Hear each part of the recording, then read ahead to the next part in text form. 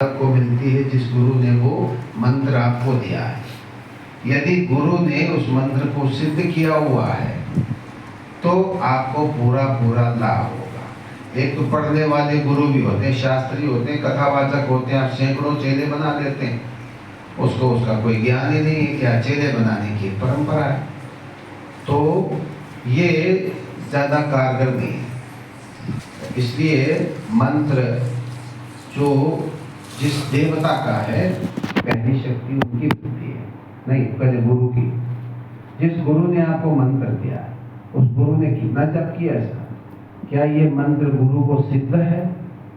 अगर सिद्ध है तो गुरु ने दिया है तो वो काम करेगा, क्योंकि गुरु ने तो उस मंत्र का साक्षात्कार किया हुआ है। और अगर वैसे पढ़ करके किसी छोटे मोटे व्यक्ति ने दे दिया, कथावाचक में दे दिया, तो आपको ज़्यादा लाभ होने वाला नहीं। ऐसे तो वो हजारों आदमियों को लाउड स्पीकर से कहते हैं ये मंत्र है, जपो अपना, तरह तरह के विधाएं हैं लोगों की। तो एक तो ये है अपने जो गुरुदेव ने मंत्र दिया है उसकी आत्मशक्ति, उन्होंने जितनी कमाई की है वो चेले को दे दी है। वैसे तो मंत्र किसी को देना ही नहीं चाहिए, हर किसी को मंत्र नहीं देना चाहिए। कई पंगत बढ़ाने से फायदा क्या, भोज है ना, नालायकों का भोज का ठेस करने से कोई फायदा नहीं है। दो ही चेला बनाओ बढ़िया हो, बाकी खूब चेले बना लो जिसको कोई श्रद्धा नहीं, जिसको समझ ही नहीं, उसको चेले बनाने से कोई लाभ नहीं। इसलिए चेला भी देख करके बनाना चाहिए, गुरु भी देख करके बनाना चाहिए, है ना। तो पहला लाभ जो है गुरु की कृपा प्राप्त होगी जिसने मंत्र दिया। दूसरा जो मंत्र का अर्थ है ना, शिव, जो इष्ट है उस मंत्र का वो है शिव, शिवाय में। तो शिव की कृपा तो होगी, क्योंकि आप उनका जाप कर रहे हैं। तद जपस तदर्थ भावना, उसके भी दो प्रकार हैं। कई बार व्यक्ति क्या करता है कि जैसे कोई नाम रटी हुई है तो नाम बोल तो रहा है लेकिन मन में कुछ और ही चल रहा है।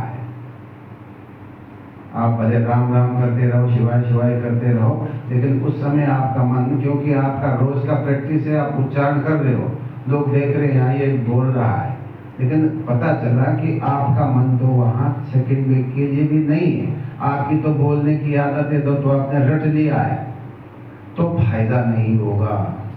इसलिए पतंजलि जी कहते हैं तद जपस तदर्थ भावनम, अर्थ भावना से जप करो। अगर ओम नमः शिवाय कहते हैं तो शिव के स्वरूप का चिंतन आपके चित्त में होना चाहिए, तब लाभ होगा। नहीं तो मन आपका घूम रहा है, मंत्र बोलते रहो, उससे लाभ नहीं।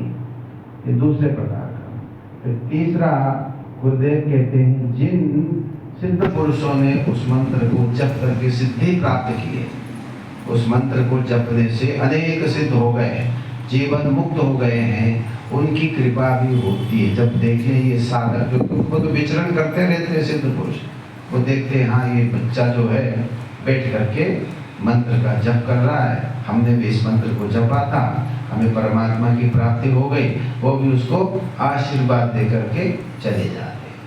तो इस प्रकार से हमारे गुरुदेव कहते हैं तीन प्रकार से उस भक्त को सहायता मिलती है, गुरुदेव की, इष्ट देव की और उन सिद्धों की जिन्होंने उसको सिद्ध करके मुक्ति प्राप्त की है।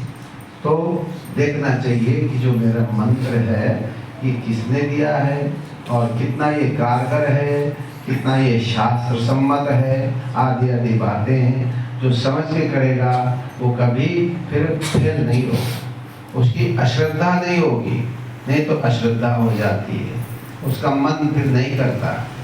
कहता है ऐसे बात है, चलो और जगह देखेंगे, फलाने का तो बहुत बड़ा नाम है, हाँ जी, तो मिश्रा जी आ गए, ओ बरौंडा में आए, बहुत लोग पीछे पड़ गए हैं, जसवंत, हाँ, तो लोग भेड़ को देख करके भेड़ चाल करते हैं, अपनी बुद्धि का प्रयोग नहीं करते। तो हम योग मार्गी है, हम तो भैया छान छान के पानी पिएंगे। जो योग मार्ग है ये तो बड़ा कठिन रास्ता है, इसमें तो करने का है, इसलिए, और वैसे कठिन है भी नहीं, तो प्रैक्टिकल है। भगवान ने कहा योग मार्ग तो सच्चा सौदा है, प्रत्यक्ष अवगमम, प्रत्यक्ष इसका आपको फल मिलता है। एक्सरसाइज करते हो, कोई क्रिया करते हो, आपको फल मिलता है।